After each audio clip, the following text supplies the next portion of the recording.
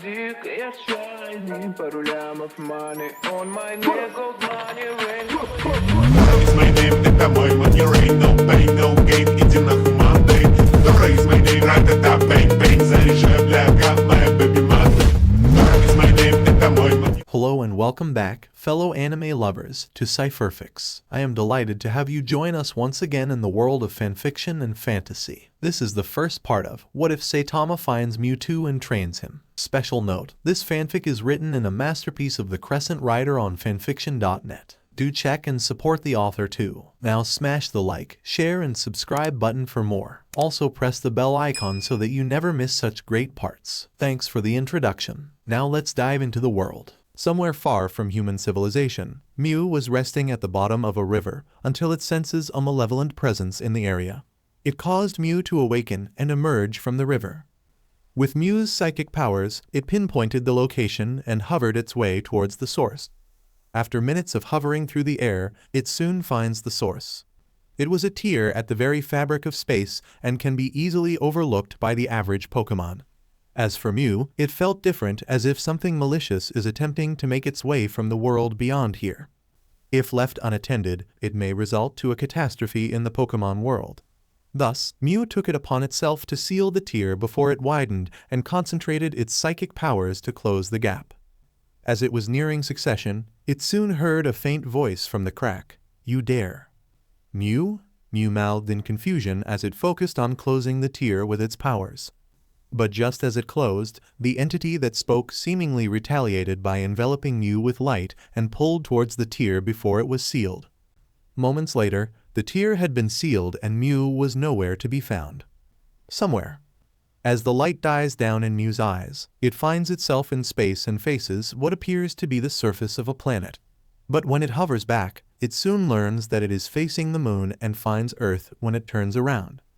But unlike the world Mew knows, this seems vastly different compared to the world it came from. Thus, Mew made its way to this Earth and uncovered answers to understand its current situation. Somewhere in orbit. A space station was orbiting around Earth's atmosphere, and two astronauts were seen performing some maintenance checks on one side of the station. They were there for a couple of minutes, then one of the astronauts spotted something out of the ordinary. "What the?" Astronaut 1 muttered. "What is it?" Astronaut 2 inquired. Then he carefully to the right. There, the two astronauts were up close to Mew, who seemed to be staring at them. "Whoa," Astronaut 2 mouthed. "Mew?" Mew mouthed as it tilted its head to the right.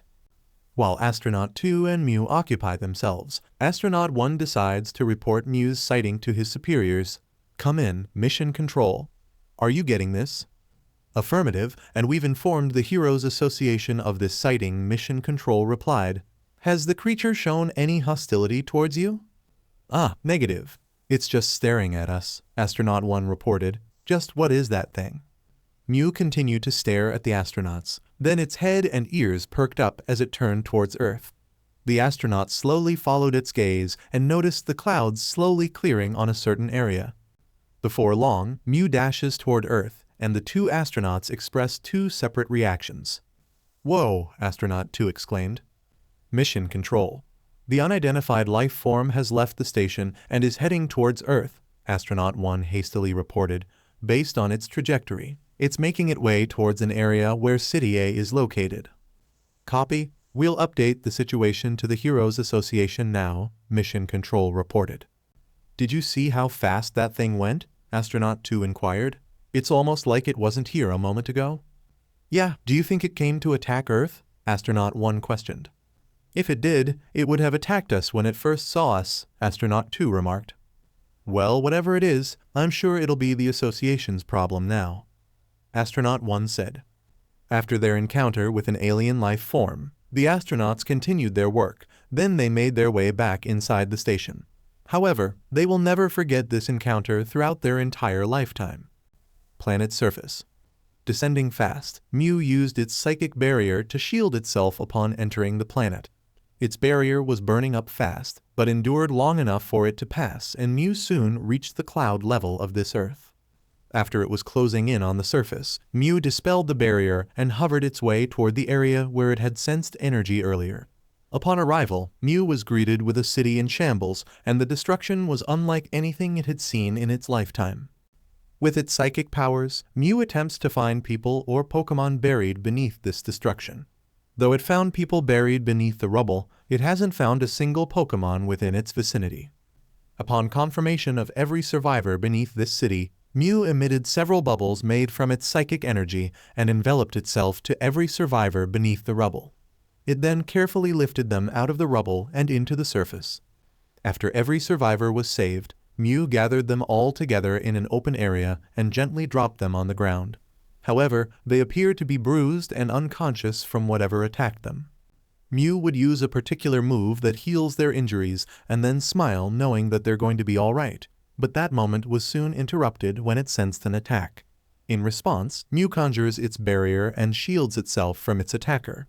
When it turned towards the attacker, Mew was greeted by 5 people, but they seemed armed and cautious around its presence. That creature. There's no doubt about it, the mustache man remarked. It's the one that was spotted from outer space. From outer space? Then that means it isn't related to that monster we fought earlier, the man with a mechanical nose presumed. Look there, a cyclist yelled. It looks like people, and they appear to be unconscious. Whatever it did to them, it may not have been good, the suited man remarked. We'd better handle it now before it hurts them. With that, all 5 men charged at Mew with weapons readied and a battle cry. However, Mew wasn't concerned in the slightest as it used its psychic powers to stop them in place, and it shocked all 5 heroes at once. Mew then approached the 5 and noticed that they were all injured, presumably against the one responsible for this destruction. While Mew ponders to himself, the 5 men express their concern for the situation. I can't move, the man with a crest moon said. Did it restrain us? But how?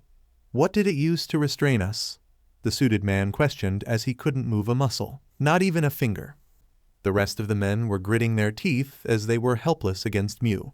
At first, they thought they were going to be killed by this creature. But that turned out to be false as Mew used the same move to heal their injuries and then released them after their wounds had been healed properly. The 5 men now gazed upon Mew as it flew around in circles, let out a childish giggle, and then seemingly left by flying above the clouds. With Mew gone, the 5 heroes were all stunned by this event. Then Cyclist snaps out of it as he goes to check on the people lying on the ground. The rest would follow suit. And then they all noticed that people on the ground were healed of their injuries as well. Thus, they were conflicted about whether Mew could be considered a threat to them. It may have healed them and presumably saved these people beneath the rubble, but the way it uses its powers is proof that such a creature shouldn't be treated lightly. For this encounter, they've decided to report the matter to the higher-ups of the Heroes Association, determine its intentions, and gain further insight into its powers.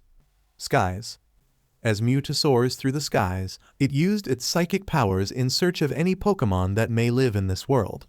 So far, it only sees humans in masses, and it concerns Mew. Should Mew attempt to interact with people, they'll be afraid of it due to its outward appearance. Not even its transformation to Pokemon forms would provide beneficial aid to this world. In other words, Mew had come to the conclusion that the Tier sent it to a foreign world devoid of Pokemon. As it continued its journey, Mew continued to soar across the skies until the sun had set and decided to find a place to rest rather than stay in a wild it wasn't familiar with. Mew would descend from the sky and found what appears to be an abandoned city. Even though electricity is still running across the street lights, Mew doesn't sense any humans nearby. Thus, it goes further into this part of the city and a safe place to rest whenever Mew tires from traveling long distances. Moments later, Mew spots a building with a lit room and goes to inspect the place.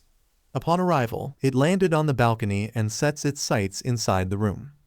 With Mew's psychic powers, it is discovered that the room only has one human occupant and is nowhere to be found.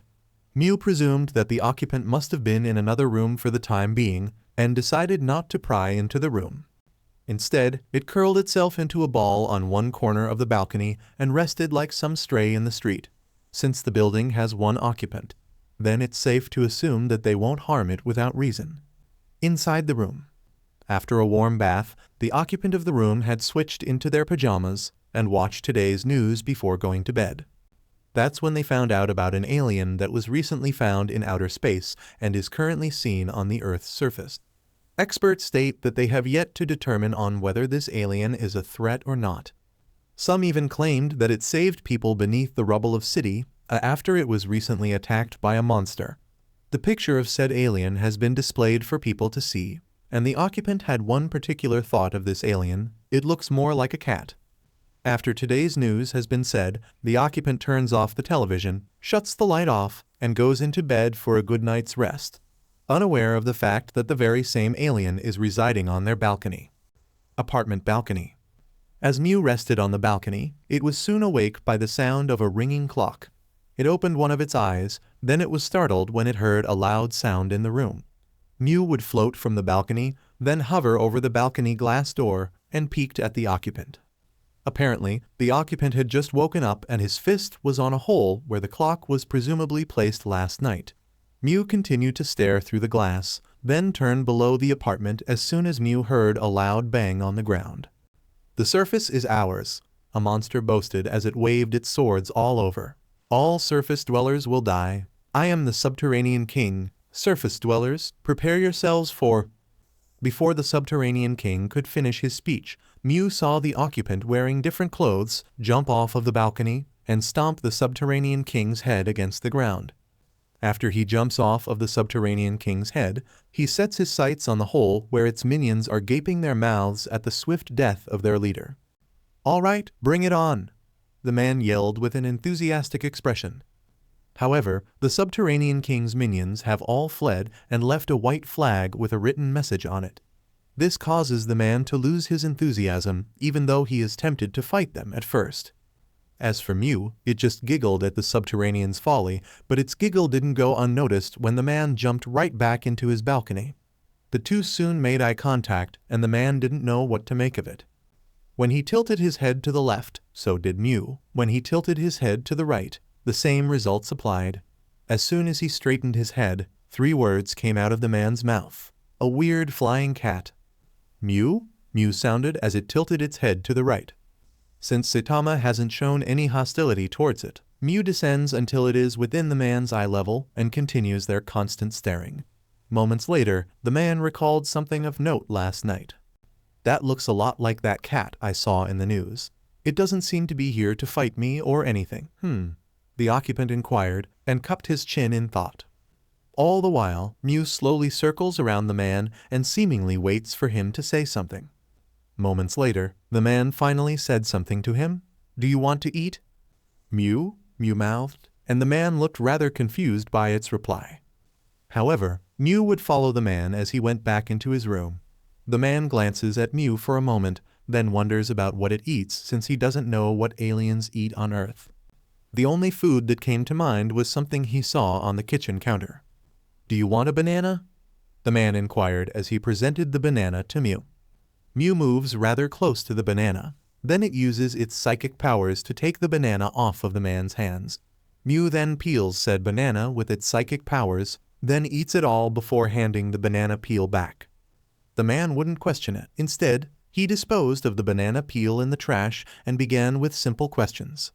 "So, what are you supposed to be?" the man inquired. "Mew," Mew replied. "Mew? Is that it?" the man replied. "You aren't some alien species or something."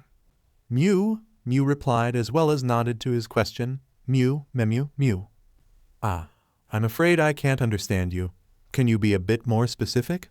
Or maybe use words if possible," the man requested. Mew wonders to itself, and then it decides to use its psychic powers to project what appears to be an Earth that's vastly different than the one it's currently in. The man expresses awe and realizes that the Earth before him isn't like his Earth. Upon closer look, the man was introduced to various creatures that he considered as a bunch of monsters. However, Mew would also show said creatures accompanying humans like their fellow friends or family with them. Basically, the people are at peace with such creatures while the man in this world has only known monsters that are bent on destruction and loss of human life. Once the projection fades, Mew swirls around and continues with the following sentence. "Mew, Mew, Mew, Mew, Mew, Mew, Mew. I still don't know what you're saying, but I think I know where you're getting at," the man remarked. "So how did you end up here in the first place?" Mew projects a dimensional rip, as well as its attempt to seal said rip. After the projection pops, it is replaced with the Earth's moon. Ah, so you came here by accident? The man presumed. Mew replied, as well as gave a nod to his presumption. If that's the case, I take it that you don't know how to get back, the man assumed, and Mew nodded in response. You don't have a place to stay, do you? Mew responds with a head shake, and the man cupped his chin once more. Sure, Mew is a creature from out of this world, and it seemed pretty normal for a monster to just pop out of nowhere. However, due to Mew's neutral demeanor and interactions, it was somehow clear that Mew may not pose a threat to anyone, since he recalled the news about it being less hostile against people. If it did, he would have just dealt with it like every monster he had encountered in the past. With that thought settled, the man reached a decision as he looked into Mew's eyes. If you like, you could stay here. Mew mouthed. I mean, I'm used to living alone in this apartment, but I don't mind sharing if you have nowhere else to go, the man said. On the bright side, you look rather nice as the news said about you. So what do you say? Mew glances around the room, hovers all over the place, and examines every square inch of the room. After minutes of flying around, Mew hovers back to the man and nods to his offer before spiraling once in front of him. Then it's settled, the man declared. Feel free to let me know if you need anything, and you can find yourself a place where you feel comfortable sleeping. Oh, and just to let you know, I'm Saitama, nice to meet you. Mew replied and wandered all over the room. Saitama just stared at Mew as it did what it pleased, but he didn't mind its presence and decided to clean up his room for the time being. He also wondered about one particular matter. Do I have to buy stuff for pets? Meanwhile, the executives of the Heroes Association have gathered together for their occasional meeting. The first few discussions were regarding incidents that occurred in City B and City A, but the real topic at hand was the images of Mew. Just what is that supposed to be? It almost looks like a cat. Where in the world did it come from? Hey, an eye-patched executive called out, of importance does this creature have at our meeting? Surely, it isn't much of a threat considering how small this thing looks. McCoy don't know, it'd be wise not to underestimate this creature. McCoy turns to the executive and gives a displeased look on his face. Oh, and what do you know of this thing, Sitch? Based upon the heroes' testimonies as well as the testimonies of the astronauts, we've somehow learned that this creature holds no hostility towards humans, Sitch stated. In addition, our medical team had examined the survivors that were found near it that day. Their report states that every survivor was healed of their injuries. The same is also said for the heroes after they lost the battle against the monster that attacked City A. In their attempt to attack this creature, they were subdued on the spot and their wounds were healed by the same creature, a bespectacled man added. After it healed their injuries, the creature seemingly laughed before departing from the area. We've tried to track it, but to no avail. So it's still out there, McCoy said. Precisely, Sitch replied. Also, the great seer, Shibabawa, had once told that a small but powerful creature would appear in this world. We believe that this creature is the one she's referring to. Then what is our course of action? Do we send class as heroes to eliminate it? McCoy presumed. Normally, yes. But due to its recent actions, we've decided to inform the class heroes of this creature first and have them report to us its sightings. It may seem impossible to believe, but we assume that this creature holds no ill intention for humanity, Sitch said. With that topic settled, Sitch could only gaze upon the image of Mew.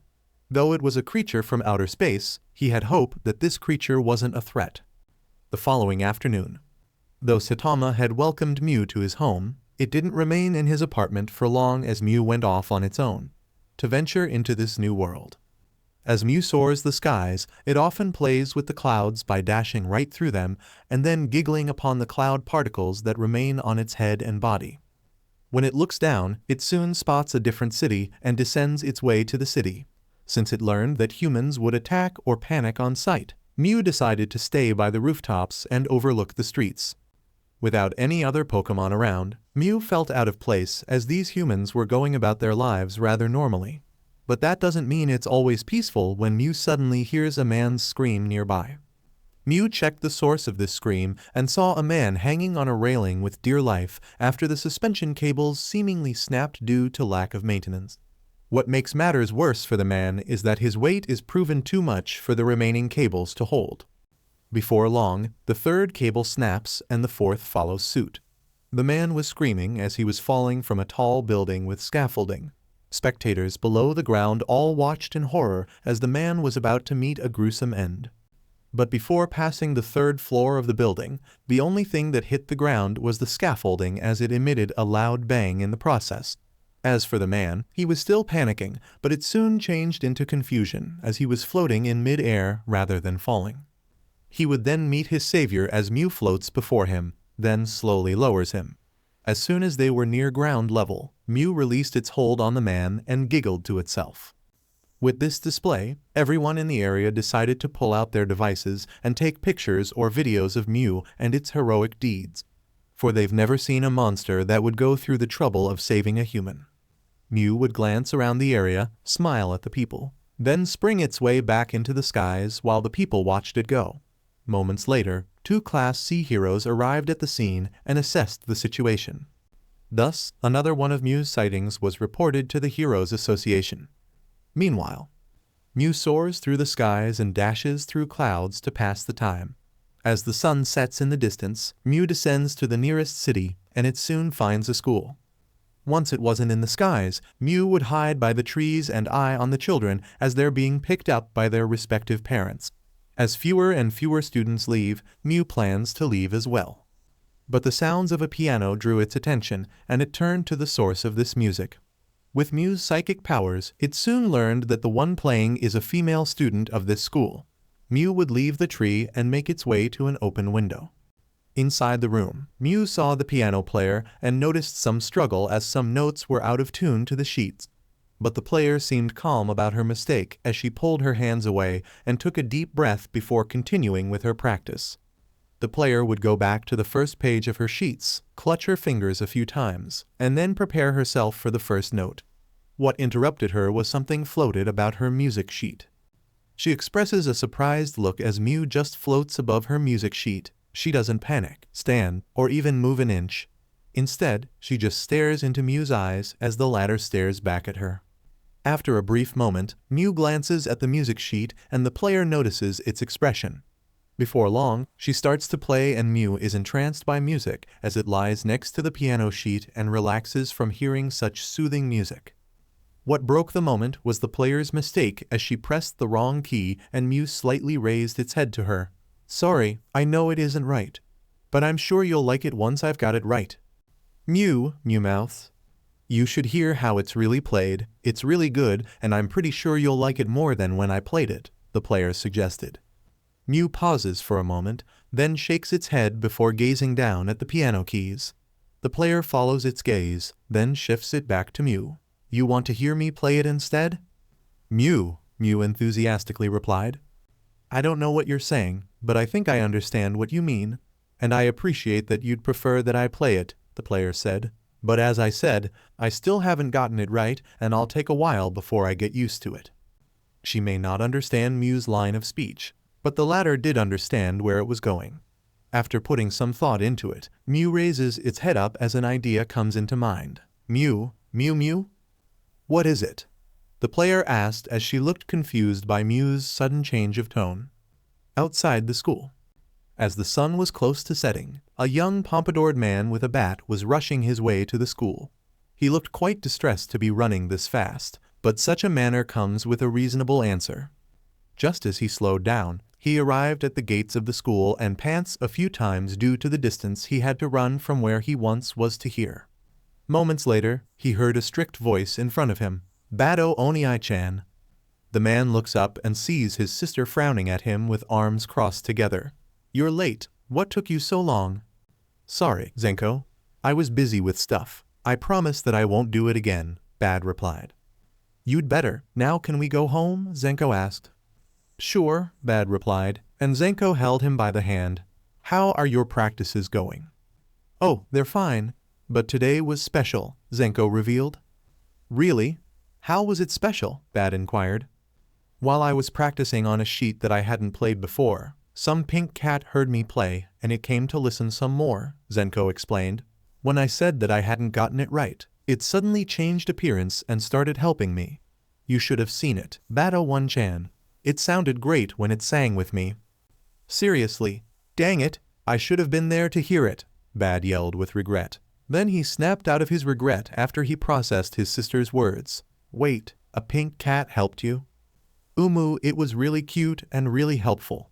If you were there earlier, you would have seen it yourself, Zenko remarked. Bad soon pondered to himself about this pink cat, and then he recalled a particular request from the executives of the Heroes Association. Apparently, there have been sightings of a creature that looked a lot like a pink cat and was said to be very powerful considering that it restrained 5 heroes at once. What piqued his interest is that the creature is quite passive as it healed the injuries of the heroes it restrained as well as the civilians that it rescued beneath the rubble of City A. Usually, he'd agreed to exterminate this creature, but he was given specific instructions to report anything that was related to the creature, and should it prove itself hostile towards him or anyone around it, he and every other hero is allowed to dispose of this creature. He now wondered what such a creature would be doing here, let alone his sister's school. There were a lot of questions that needed answers, and he wasn't smart enough to put all the pieces together. Though it caused him to space out as his sister was calling out on him. He snaps once he hears her shout, Bado One-chan. Were you listening to what I just said earlier? Zenko questioned. Oh well. Bad tried to reason with her, but Zenko just sighed at her brother's stubborn nature. You just don't listen to me sometimes, Zenko remarked. Not at all. In fact, I'm interested to know what you've learned today, Bad said. How about you explain it all again? I promise that I'll listen to every word you say. Since you promised, I'll start, so you better listen, Zenko stated. Zenko would explain every detail of today's practice, and her brother truly listened to every word she said about her encounter. She also offered him a sample of what she practiced, and he accepted without hesitation. As for Mew, it soars through the skies and makes its way back to City Z for the night. City Z. As Mew descended from the skies, it arrived at Saitama's apartment and used its psychic powers to open the balcony door. Once it entered, Saitama turned to the door and spotted Mew entering.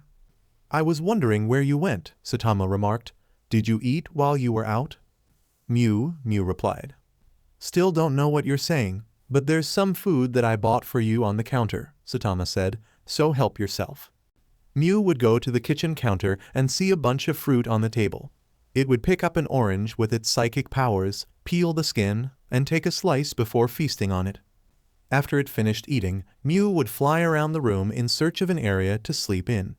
Moments later, it finds itself comfortable on Saitama's chair and curls itself into a ball. Saitama just stared at Mew for a moment, then decided not to bother it as he finished watching television and slept in for the night. Meanwhile, just a few meters away from Saitama's apartment, one particular cyborg was monitoring Saitama's balcony with a highly focused camera and wrote his findings onto a notebook. But during his time monitoring Saitama, the cyborg had spotted what appeared to be a little pink creature opening the balcony door and letting itself in without issue. Though irrelevant, the cyborg had assumed that this little creature belonged to his master. He also theorized that this little pink creature may be the source of Saitama's powers. With that theory, Genos wrote this information down in his notebook and hoped to uncover its secrets as well as its connection to Saitama. Hopefully, he can figure out a way to become stronger after he desires to be Saitama's disciple. The following day. As the sun shines again, Mew wakes up and yawns before rubbing its eyes a few times. Saitama followed suit as he stretched his arms and yawned as well. Mew would float off the chair and approach Saitama just as he opened his eyes. It would circle around his head once, and he just stood up as he went to change his clothes. Mew just floats by the door as soon as Saitama closes it behind him. Moments later, Saitama was wearing his hero attire and went to the kitchen for his daily breakfast. Mew would join him as he offered some fruits and a bowl of water. Mew doesn't mind as it uses its psychic abilities to peel the skins of fruits and consume them. With their meals finished, Mew hovers towards the balcony doors and Saitama asks the following. Are you going out? Mew replied.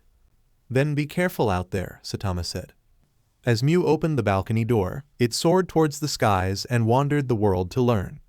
As for Saitama, he decided to go out as well rather than stay cooped up in his apartment building. The cyborg, still hidden far from the apartment, saw Saitama and Mew leave separately rather than together. Initially, he wanted to study Mew and hoped to find an answer to his master's strength. But the cyborg chose not to follow it and followed Saitama instead. His unyielding devotion and drive to become strong is far more important than studying Mew. Skies. Once again, Mew soars across the skies and dashes through clouds for fun. When it looks down on a city, it descends from the skies and reaches a rooftop to overlook the people below. As usual, people are going about their lives normally and nothing is coming out of the ordinary. But as Mew's eyes wandered, it soon spotted an area that stood out.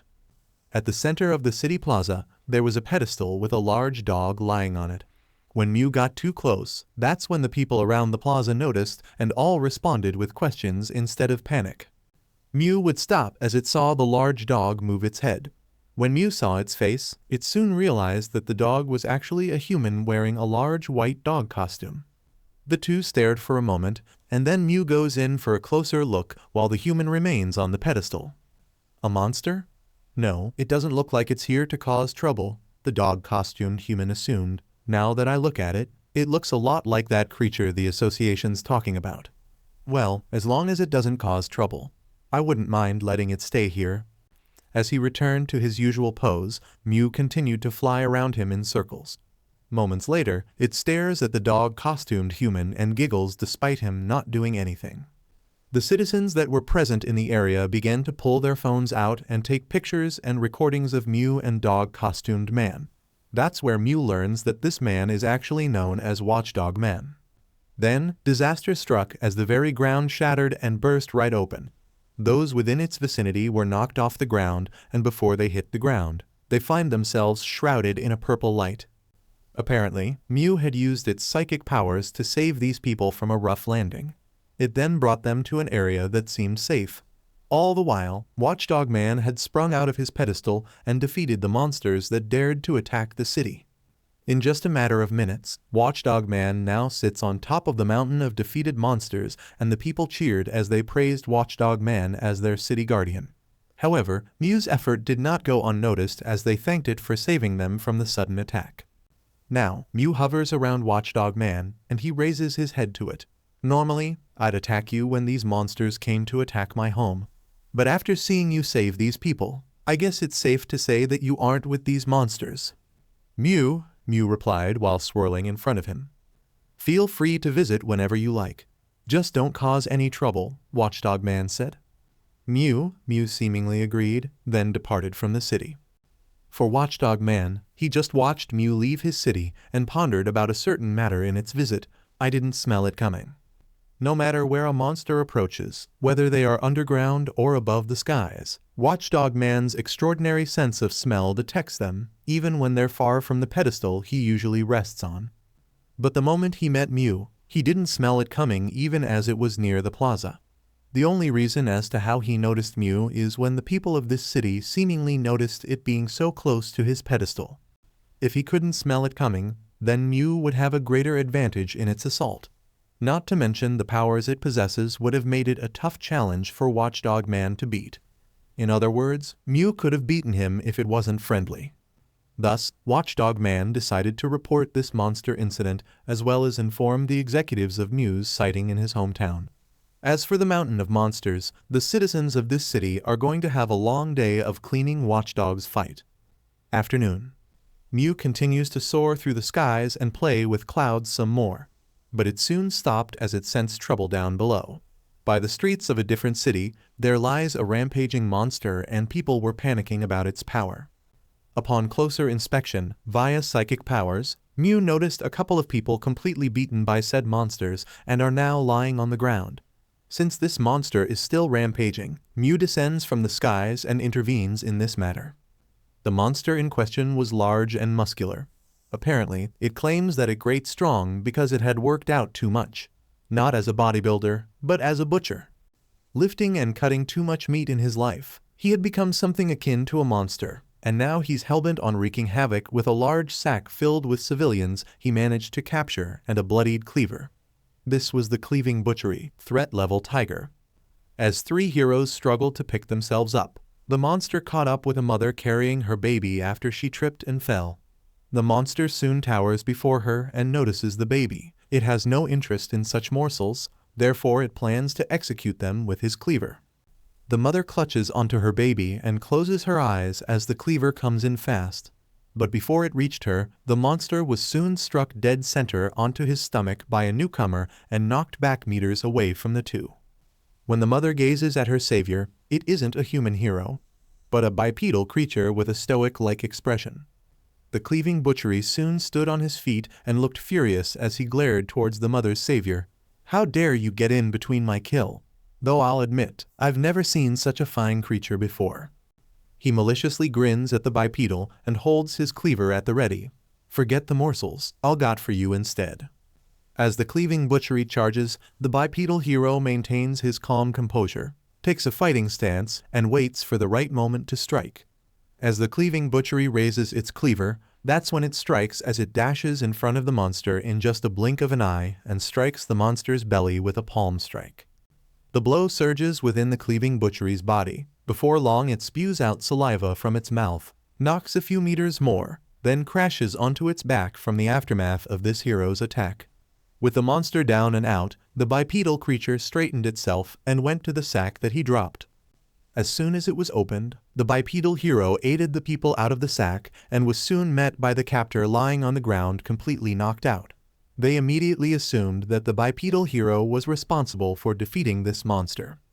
They expressed their utmost gratitude and the bipedal hero returned their kind gestures. Then, it switched its gaze toward the mother holding her child. It gives her a quick smile, then swiftly leaves the area rather than stay any longer. The handful of people still expressed gratitude to the bipedal hero, while the mother just smiled knowing that she and her baby had been saved. As for the heroes, they managed to get up though they were a bit let down as they were upstaged by a different hero. However, one of them has managed to see this hero in action, and admittedly it was strong if it were able to take down a monster twice its size. Also, he noticed that the hero wasn't in league with the association, nor was it human. Thus, a report would be sent even though they have failed to defeat the cleaving butchery. As for the latter, it was still alive due to the attack paralyzing its entire body. In other words, the association would capture this monster and be taken back to headquarters. As the bipedal hero reached a rooftop, its body brightened and it soon revealed that Mew had used one of its many transformations to play the hero. Its reaction was some giggles, then leaves the city for another. Evening. Mew soon finds a forest that is closest to a city after soaring through the skies for a few hours. Rather than descend towards the city, it went for the forest to see if there was a good place to rest. But upon close proximity, it senses a few humans within the forest. Thus, Mew decided to spy on these humans and see what they were doing. Upon close observation, it soon spotted 4 humans. 3 of them were students and 1 of them was the teacher. It appears that these 3 students are honing their skills in swordplay, and the teacher is merely supervising their regime. Mew continued to watch for a while. Then an idea came into mind as it went to an area that was inches away from them. "Do you want to call it a day? If so, we can head into town and have ourselves some sushi," the teacher said. "Tempting, but I'd like to continue my training," the silver-armored student said. "I'd like to train a little more as well," the samurai followed. "Sushi's nice, but I think I can keep on practicing," the feminine samurai said. "That's great and all, but I doubt all 3 of you will do much for today," the teacher remarked. Moments later, the 4 of them started hearing the sounds of clicking metal and immediately searched their surroundings for the source of the sound. Unlike the 3, the teacher was not only able to pinpoint the sound, but also recognize the object that could make such a sound. It was the sound of a sword clicking within its sheath. As the sound drew closer, the teacher turned toward the direction of the sound and his students followed suit. That's when they're met with what appears to be a small floating sword. "A floating sword? That's something you don't see every day," the feminine samurai remarked. "Is it a monster?" the silver-armored student inquired. "It doesn't appear to be," the samurai said. "Maybe it's some sacred sword or something?" The teacher just scoffed, raised the splinter of wood in his mouth, and narrowed his eyes at the sword. "No, that thing's alive. Take a closer look at the hilt." His students narrow their eyes towards the sword's hilt, and that's when they realize that the hilt has a blinking eye. The teacher just kept on smirking, and then an idea came into mind. Bushydrill. Yes, Shishu, Bushydrill inquired.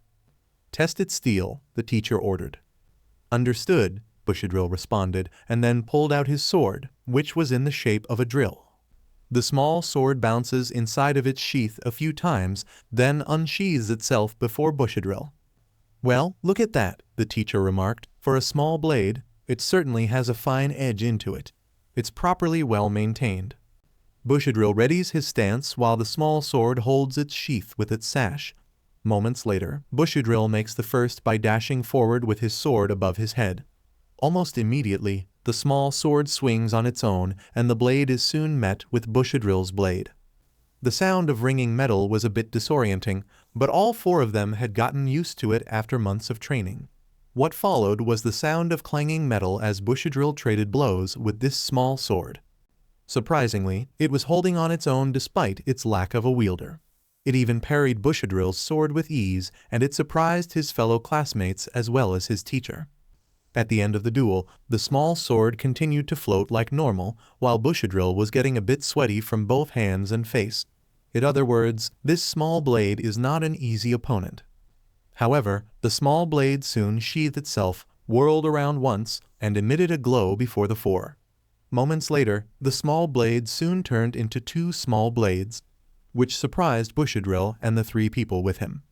The teacher now smirked at this, and went off with something drill. Ian, Okametachi. Yes, Ian and Okametachi inquired. Both of you test its steel, the teacher instructed. As for you, Bushydrill, you step back. Bushydrill would follow his teacher's command while Ian and Okametachi steps forward with their swords unsheathed. The two small swords unsheathed themselves simultaneously, and the actions of its next opponents were the same as Bushydrill. They dashed forward with their swords, but upon close proximity, the two small swords simultaneously blocked the swords with perfect coordination, and it certainly piqued their teacher's interest. What followed was Ian and Okametachi swinging their swords by their own pattern of attack. The two small swords not only blocked and parried their attacks, but they maintained their usual coordination and managed to push their two opponents back inch by inch. Before long, both Ian and Okametachi were knocked a few meters back by the swords and were sweating from the intensity of their match. In fact, they were sweating due to the pace they had to do when it came to swing their swords. As for the two small blades, they sheathed themselves and eyed on the three. It appears that a blade without a wielder has bested you three, the teacher remarked. That certainly means you're all lacking in training. Now then, it was time for the teacher to test its steel as he stepped forward and drew one of his blades at the ready. I think it's time that I determine the might of your blade. I'm sure you wouldn't mind. The two small blades bounced with their sheaths a few times, then both emitted the same glow as they did before. Moments later, the two small blades had turned into one large blade with a small shield on hand. I don't know if you'll understand me, but I'd like to introduce myself, the teacher said. I'm one of the 4 members of the Council of Swordmasters, Kamikaze. But in another group, I am known as Atomic Samurai. The large sword emits an unsheathing-like noise, and Kamikaze seemingly smiles as he readies himself against this opponent.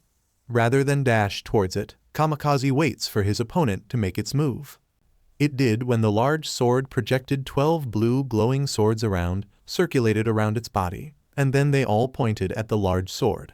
As soon as they feinted, that's when the large sword held its shield onto one of its sash-like arms. The large sword then charges toward Kamikaze and horizontally swings its blade at him. The latter noticed that the tip wouldn't reach him since he was prepared to block the attack. But what he didn't realize was that the sword's blade glowed and seemingly increased its range by growing the length of his sword. Kamikaze was admittedly caught off guard and decided to draw his second blade to block the attack. Upon impact, Kamikaze struggled to keep his feet on the ground. But he soon learned that its power was a bit too much for him to stay in place and dragged his feet back a few meters. His students were utterly surprised by this sword's power, though Kamikaze wasn't fazed by this feat. Instead, he was tempted by this blade's power and decided to put some of his skills and power to use. As Atomic Samurai proceeds to attack with both his blades, the large sword dashes towards him as well. What follows is a clash of blades where all three students are in awe, as this large sword gives a proper match for their teacher. Though Kamikaze's swordsmanship would normally guarantee a win against this large sword since he's capable of cutting through anything with one draw of his sword, he seems to be holding himself back as this large blade shows no hostility towards him or his three students. In other words, he was testing the steel of this blade, and clashing swords was the only way to determine its potential. For almost an hour, the battlefield around Kamikaze and the large sword had resulted in large deforestation as several pieces of logs and branches were scattered all around them. Neither side suffered any injuries, and Kamikaze rests his sword against his shoulder. A while later, the large sword seemingly sheathed itself by conjoining the shield into its body and bowed its head in recognition of Kamikaze's skill. The latter shared the same sentiment as he sheathed both of his katanas and bowed his head to the large sword. Out of all the monsters I've fought in my years, never have I once fought a sword without a wielder, Kamikaze admitted. It was truly an honor, but I'd like to test you one last time. Kamikaze pulled out an apple, and his students knew what this meant. Is he? Bushydrill expressed. Testing that sword, Akamitachi followed. With that, Zion ended. I'd like to know what you really are, and this test shall prove an answer, Kamikaze said. Now, let us find out. Kamikaze decided to toss the apple in the large sword's direction. In response to this, the large sword makes its way towards the apple. But instead of cutting it, the large sword's body emits the same glow from before, and it soon turns into something that the four didn't expect. For before their eyes was none other than Mew, who transformed itself into its original form to catch the apple in midair. Once caught, Mew started munching on the apple while the Kamikaze and his students processed this encounter. That's when Kamikaze recalled a particular task from the Heroes Association. The pink cat-like creature that was once spotted in outer space. So this is what they're referring to, Kamikaze remarked. I'll admit, for something so small, it possesses an amazing power. After Mew finishes the apple right down to its core and holds it via psychic powers and proceeds to do the next incredible thing. With its powers, the very forest they'd cut was being restored rather quickly. Mew doesn't piece and stick the cut wood together. Instead, it seemingly accelerates the growth rate of the cut trees by its roots, and it soon grows into medium-sized trees. All four of them were baffled as they'd never seen such power in their entire career, most likely their entire lives. With the forest now restored, Mew floats in right front of Kamikaze, circles around him, and then giggles in front of him before departing from the area. As the four watched it disappear in the clouds, Kamikaze just scoffed before departing from the area as well. Let's go. Perhaps some sushi will commemorate today's event. His three disciples agreed with his declaration and enjoyed the rest of the day together. City Z. Once again, Mew returns to Saitama's apartment through his balcony door. But when it opened the door, Mew found Saitama by his table eating tonight's dinner. Saitama would greet Mew as usual and place an orange on the table. Mew would peel the orange and eat the slices, though Saitama had something to admit to Mew. I'm really sorry, Mew. Mew mouthed as it turned to him. With the money have left over, I'm afraid that's all I could afford, Saitama apologized. I'll try to get more when I earn some money next time. Mew just stared at Saitama for a time, and then it replied with a bright expression on its face, Mew. Saitama just smiled a bit and finished tonight's meal. Once finished, Saitama would sleep in for the night while Mew decided to sleep on the balcony instead of the chair.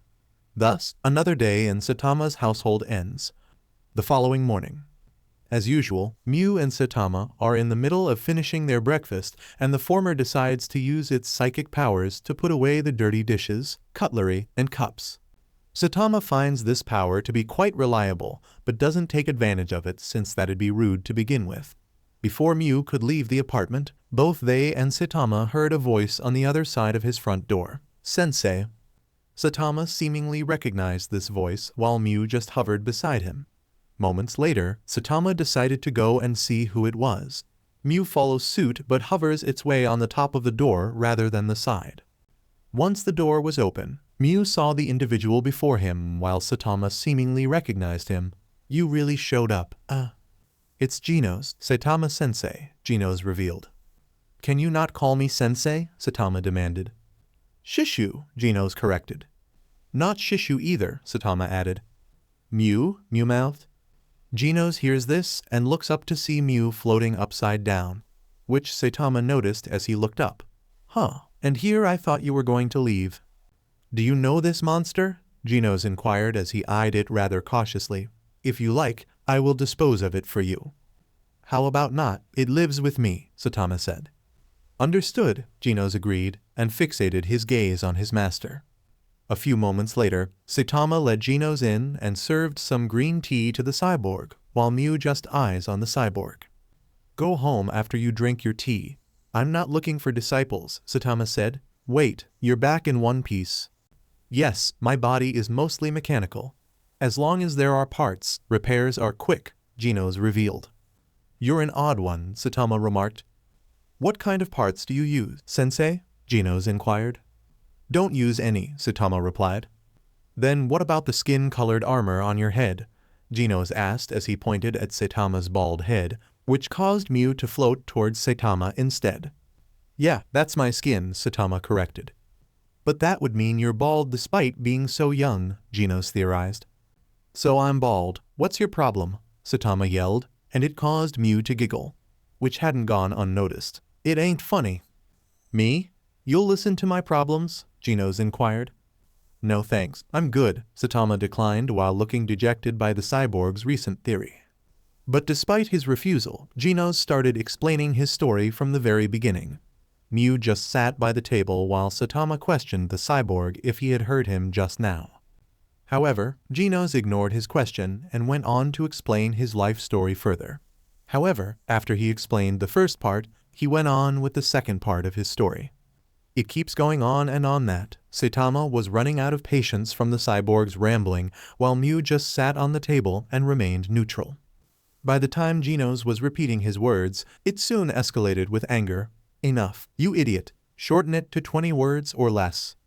With that said, Genos immediately stopped under his master's request and took the time to summarize his intentions. Sensei, here's the short version. Please teach me the way to become strong like you. Saitama pauses for a moment, then proceeds with the following. Genos. Yes, Genos inquired. How old are you? Saitama asked. 19, Genos answered. So young, I'm sure you'll surpass me in no time, Saitama guaranteed. Do you mean that? Genos asked in wonder. I'm 25 now, but I was 22 when I started training in the summer, Saitama revealed, which surprised Genos even further. Sure, I'll teach you. While this conversation goes further, Mew senses something and goes to the balcony door while still hearing the men's conversation. But it won't be easy. Can you handle it? After an intense silence from Genos, he states his answer with a determined look on his face. Yes. As Mew opens the sheets and balcony door with its psychic power, Genos detects something out of the blue as he jumps from the table all the way to the narrow hallway. Object approaching at high speed, Genos reported. It's here. Huh? Saitama mouthed as he stared at Genos. As for Mew, it senses the oncoming attack of a monster and transforms into some sort of insectoid with blade arms. Jumping straight into the room, Mew crossed its blade arms and stopped its assault from going any further into the room. However, the claws on its feet had grazed the floorboards. The monster would straighten itself and show its blade arms to the habitants of the room while crackling. Impressive, but it won't be enough. For I am Before this monster can finish its introduction, Saitama acts upon irritation and punches its face, knocking the head right off its neck, popping its eyes right out of its sockets, and shattering what appears to be a glass sphere containing its brain. The shattered head would hit the wall and splat some blood all over, while its body was spouting out of its open neck. Saitama's only response was, "Don't barge on people's homes." Mew would revert back to its original form and sense two more monsters nearby. Already, it hovers out of the open balcony and spots the two monsters on ground level. Likewise, they saw Mew as well. But before they could say or do anything, Saitama jumped out of his room through the open balcony and proceeded to bury them head first into the ground. Genos would follow suit as he plans on handling the monsters himself. However, he dismissed this plan as soon as he saw Saitama finishing the job himself. Moments later, Mew senses two more presences in the area, and one of them is making their way towards Saitama underground. This monster would soon get the jump out of Saitama as claws emerged from the ground, grasped onto Saitama by the heels, and buried him until his head remained on the surface. Genos expresses worry for his master, though Saitama assures that he's fine and comments that he feels like a bamboo shoot. Then, something emerges from behind and Genos turns to see a large armored cyborg. The two would engage in combat while Saitama asked what was going on. What comes next is the appearance of another monster, and it appears to be a large humanoid lion with a bulky body. It would comment on Saitama's situation, then praises another monster known as Ground Dragon. When Mew spots Ground Dragon merging from the ground, it grows curious and leans in for a closer look. That's when Ground Dragon and the humanoid lion notice its presence. "Huh, what's that supposed to be? Another one of our allies?" the humanoid lion questioned. "It doesn't look like one. Maybe it's a monster that resides in this city," Ground Dragon commented. "Well, it isn't much of a problem. That's for sure," the humanoid lion said as it fixated its gaze on Saitama. Though it didn't like the look of Saitama's deadpan expression. "Hey, jerk off! What's with that look?" Saitama soon lets out a yawn despite the presence of this monster. As for Mew, it doesn't do anything but watch as it is curious about how Saitama will deal with this situation. "Being underground keeps you cool, but at the same time, it's nice and warm," Saitama commented. "I'm sleepy, could you get lost?" The humanoid lion was gritting its teeth in anger, but then it calmed down before chuckling. "I see I need to teach you your place, listen up." A second later, two of its claws were inches away from Saitama's eyes. However, Mew doesn't act since it feels that Saitama isn't in any danger whatsoever. Even as the humanoid lion continues with the following. "I'm gonna slice your eyes out with these. Then we'll see if you resist. The Beast King never lets anyone off easy." Without a second thought, Saitama effortlessly steps out of the hole onto ground level, much to Ground Dragon's surprise. "Well, enough fooling around," Saitama said. "If you want to apologize, now's your chance. You guys barged into my home." The Beast King turns to Saitama, then it straightens itself before him. "Humph. Fine. Then behold the true power of the beast." "Aw man, I got dirt in my special place," Saitama complained, much to the Beast King's dismay as it was interrupted. "Hey, are you listening?" the Beast King questioned. "Let me just shake this out," Saitama said as he was cleaning his belt buckle of dirt. "You done?" the Beast King inquired. "One sec," Saitama said, dusting off the remaining dirt, then turned towards the Beast King. "I'm done." "Okay, then behold the true power of the Beast King." The Beast King beheld, and its claws soon grew longer. Lion slash. Saitama effortlessly dodges the attack by leaning to his left. However, the attack sliced right through a building. What followed was the Beast King attempting to slash Saitama with its claws, though the latter effortlessly avoided every last one of them. The same cannot be said for its allies as the Beast King threw their bodies. As for what comes next, the Beast King breaks its chains, tears through its shirt, and roars loudly as it prepares for its next attack. "Wait, don't kill him yet," Ground Dragon yelled, but to no avail. "Lion slash, meteor power shower." The Beast King yelled and unleashed a fury of slashes that Saitama effortlessly avoided them all. Mew watched as Saitama's speed was beyond anything the Beast King could throw at it. Eventually, Saitama finishes the fight by unleashing a move of his own, consecutive normal punches. The result of his attack destroyed Beast King to pieces while Ground Dragon and Mew just stared at the aftermath. As soon as Saitama lands on solid ground and Beast King's lower half falls, the former turns his gaze at Ground Dragon, who paled at the sight of him. Before long, it dives into the ground at an alarming rate while Mew just said, "Mew, Mew, Mew, Mew." Saitama still doesn't understand what it is saying but seems to know its attention. "You want to get him?" Mew responds with a nod, then Saitama replies with the following, "Then go for it." Mew flies around a bit, then dives right into the hole while its body glows. Mew would pursue Ground Dragon under a different form and somehow catch up to it.